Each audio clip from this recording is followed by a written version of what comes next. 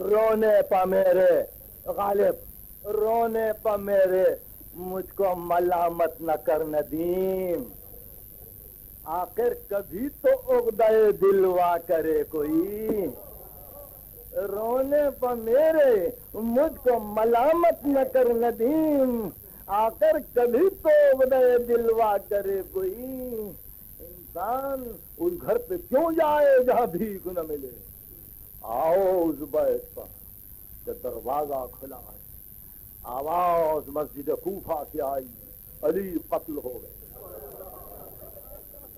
علی قتل ہو گئے۔ علماء مقاتل نے لکھا ہے کہ یتیم بچوں کی قطاریں، بیوہ عورتوں کی قطاریں، مسکینوں کی قطاریں ایک مرتبہ مسجد سے لے کے علی کے گھر تک کھڑی ہو گئی اور آواز بلند ہوئی، یا ربیع الارامل والایتام، اے بیوہ اور یتیموں کے پرورش کرنے والے،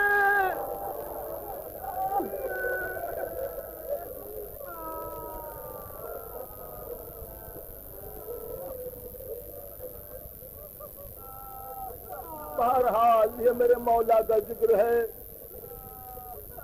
میرے سردار کا ذکر ہے، یہ کسی اور کو یہ بات نصیب نہیں ہے، کسی اور کے ذکر میں آپ کو یہ ٹکڑے نہیں ملیں گے، کسی اور کی تاریخ میں آپ کو یہ لمحات میسر نہیں ہوں گے۔ میں گفتگو کو رات کسی منزل پر پہنچا چکا تھا، میں وہیں سے آگے بڑھ رہا ہوں، میرا مولا فاتح خیبر، فاتح خندق، قاتل مرحب و انتر، قاتل عمرو بن عبدود، میرا مولا جس نے بچپن میں پہلوانوں نے عرب کے کلیجے پھاڑ دیے تھے، آج اس پر حملے کی ایک ہی صورت تھی، کتنا بزدلانہ حملہ ہے، کتنا نامردی کا حملہ ہے۔ دنیا جان رہی تھی کہ ایک ہی حالت علی پہ طاری ہو سکتی ہے کہ دنیا کی کوئی طاقت علی کو ذکر الہی سے ہٹا نہیں سکتی، اتنا علم تھا قاتل کو کہ علی نماز کے عالم میں اگر آ جائے تو نہ وہاں بے ہے، نہ تجارت ہے، نہ سودا ہے، نہ جان کا خوف ہے، کچھ نہیں، سبحان ربی الاعلی و بحمدہ، سبحان ربی الاعلی و بحمدہ۔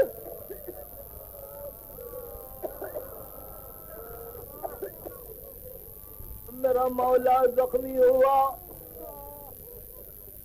دیکھیے مولانا ابوالکلام آزاد نے بھی ایک کتاب لکھی ہے نا، وہ بھی ذہن میں رہے، انسانیت موت کے دروازے پر، بہت ہی دلچسپ کتاب ہے، اس طرح سے کتابیں پڑھنے کی کوشش کیجیے۔ مولا میرا زخمی ہوا اور پہلا جملہ علی کی زبان سے نکلا، وَفُزْتُ بِرَبِّ الْكَعْبَةِ، وَفُزْتُ بِرَبِّ الْكَعْبَةِ، خدا کی قسم میں فائز ہو گیا، میں فائز ہو گیا، یعنی علی کو ذوق شہادت تھا، علی نہیں چاہتے تھے کہ بستر پر موت آئے۔ وَفُزْتُ بِرَبِّ الْكَعْبَةِ، 3 مرتبہ علی نے کہا، کعبے کے رب کی قسم میں فائز ہو گیا، اور اس کے بعد سر کو جھکا کر محراب مسجد سے علی نے تھوڑی سی مٹی اٹھا لی، شگاف پہ زخم پر ڈالا اور آواز دی، منہا خلقناکم وفیہا نعیدکم ومنہا نخرجکم تارۃ اخری، اسی سے تم کو پیدا کیا ہے، اسی میں تم کو لوٹایا جائے گا، پھر اسی سے تم کو اٹھایا جائے گا۔ حسن ابن علی نے باپ کو سنبھالا، کپڑے سے زخمی سر کو باندھا،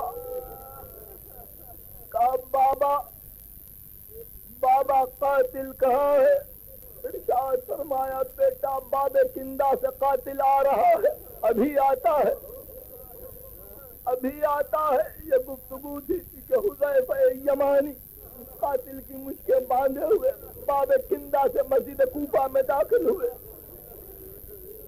قاتل کا سامنے آنا تھا کہ جی بھر کے دیکھا تا رمضان کی پہلی سے تجھ سے کہہ رہا تھا ارید حیاتہ و یرید قتلی، میں تیری زندگی چاہتا ہوں تو میری موت چاہتا ہے.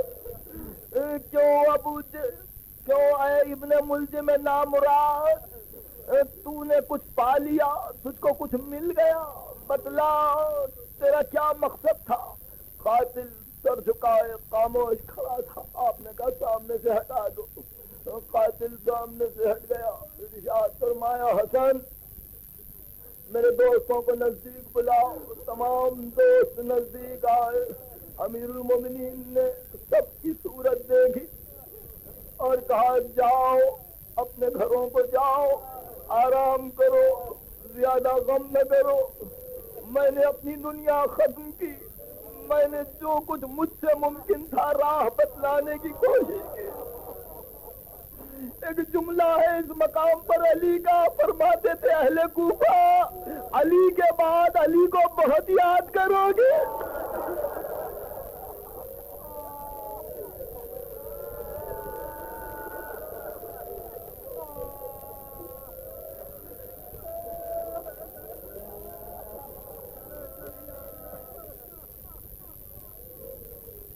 فرمایا حسن ابن علی مجھے اٹھاؤ، مجھے اٹھاؤ. فاتح خیبر کو اٹھایا، فاتح خندق کو اٹھایا، مگر کس طرح سے گلیم میں رکھ کے اٹھایا. ایک کمبل بچھا دی، امیر المومنین کو کمبل پر بٹھایا. حسن و حسین نے اٹھایا. حجر ابن عدی آگے بڑھ گئے، انہوں نے سنبھالا. غلاموں کی صفیں تھی، انہوں نے سہارا دیا. امیر المومنین اس گلیم پر تشریف فرما ہوئے. میں نے تاریخ کا مطالعہ جہاں تک کیا مجھے ایسا معلوم ہوا کہ 2 امام اور 1 شہید ایسے ہیں کہ جن کو گلیم میں اٹھایا گیا، جن کو چادر میں اٹھایا گیا. 2 امام، ایک علی ابن ابی طالب، دوسرے غریب بغداد موسی بن جعفر، اور تیسرا وہ شہید ہے کہ جس کو گلیم میں اٹھایا وہ قاسم ابن حسن کی ہے.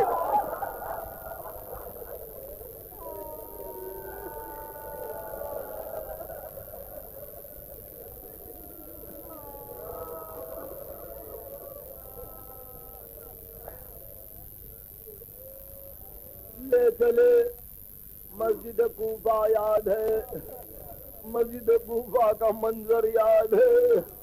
دیکھا ہے مسجد کوفہ کو اکثر زوار ہے، سب پہ نظریں جا رہی ہیں، سبوں نے زیارت کی ہے. ذرا سا فاصلہ ہے محراب سے لے کے صحن مسجد تک. آپ نے دیکھا ہوگا، خدا کرے پھر ایک مرتبہ جائے اور پھر اس مقام سے کھڑے ہو کر اپنے مولا کو یاد کرے. حسن ابن علی نے صحن مسجد میں پہنچایا، آگا بیٹا رک جاؤ رک جاؤ. صحن مسجد میں سواری رکی. سلیمان امامت کو روکا گیا، بساط امامت ٹھہری. تمام اصحاب موجود تھے، سب گواہ ہیں. علی نے اپنا زخمی سر قبلہ رو ہو کر صحن مسجد کوفہ میں رکھ دیا اور آج بے اختیار کہنے لگے پروردگار قیامت کے دن جب انبیاء اور ملائکہ کی صف بستہ تیرے سامنے موجود ہو، میرے پروردگار تو گواہی دینا کہ علی نے تیری عبادت میں کبھی کمی نہیں.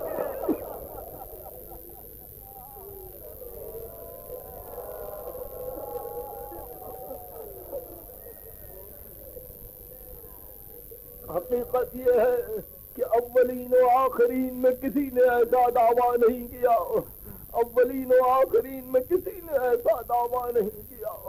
یہی وجہ تھی کہ عابد بیمار کتاب عبادت علی کو دیکھ کر مضطرب ہو جاتے تھے، بے چین ہو جاتے تھے اور کہتے تھے اللہ میرے جب سے بڑھ کر کون عبادت گزار ہو سکتا ہے. سجدے سے سر کو اٹھایا، سواری چلی دروازے مسجد یاد ہے، دروازے مسجد کے قریب آئے، یہ وہ رخ نہیں ہے جہاں مسلم بن عقیل دفن ہے، بلکہ یہ وہ رخ ہے جو اس طرف سے گھر کی طرف نکلتا ہے اور آج جو راستے پر آ گیا ہے۔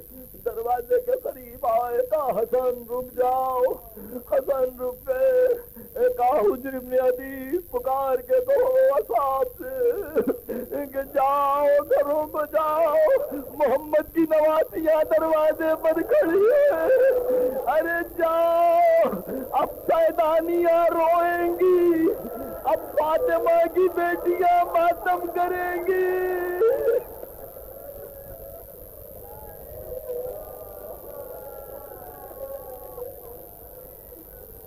جاؤ اپنے اپنے گھروں کو جاؤ، اب یہ تقریر کے آخری اجزاء ہے، میں زیادہ زحمت نہیں دوں گا، میں نے آپ کو تکلیف دی، خدا کرے کہ یہ 3 دن ہمارے بندگی میں گزر جائے، عبادت میں گزر جائے، مولا اس کو قبول کر لے، معلوم نہیں سال آئندہ پھر موقع ملے کہ نہ ملے، میرے مولا کا غم تو ہو جائے۔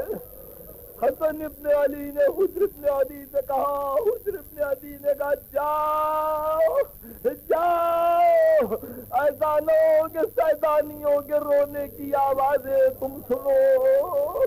اصحاب آہستہ آہستہ رخصت ہونے لگے، جب گھر قریب آیا تو فرمایا حسن پھر رک جاؤ، حسن رک گئے، کہا گلیم رکھ دو، گلیم رکھ دی گئی، کہا بیٹا تم داہنی طرف آؤ، حسین تم بائیں طرف آؤ، دونوں بچوں کے کانوں پر سہارا دیا اور کہا حسن میں گھر سے جب چلا تھا تو اپنے پاؤں کے پچل کے آیا تھا، میں اپنی طاقت سے چل کے آیا تھا، فاطمہ کی بیٹیاں مجھے کیا کہیں گی دیکھ کر گلیم میں، اس لیے سہارا دے کے چلو تاکہ بچوں کا دل تو مطمئن رہے۔ حسن مجتبیٰ نے حسین ابن علی نے سہارا دیا، مگر زینب کے دل کو خبر تھی، زینب کے دل کو خبر تھی، جیسے ہی سواری گھر کے قریب پہنچی ایک مرتبہ پردہ الٹ کے علی کی بیٹی نکلی، دونوں ہاتھ گلے میں ڈال دیے، کہا بابا ہم کو مسافرت میں کس نے یتیم۔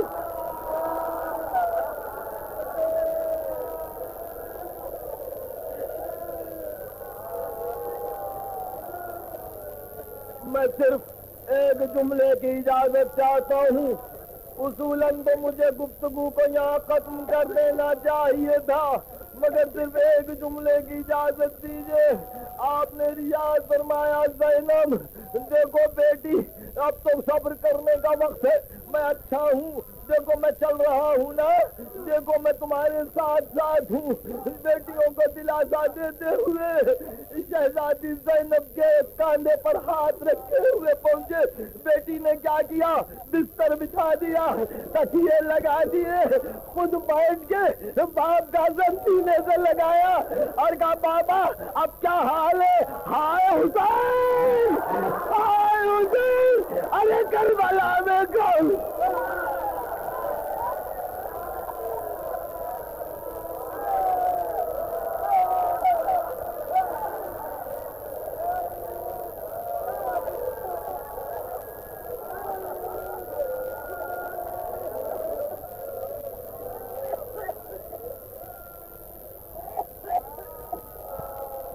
مجھے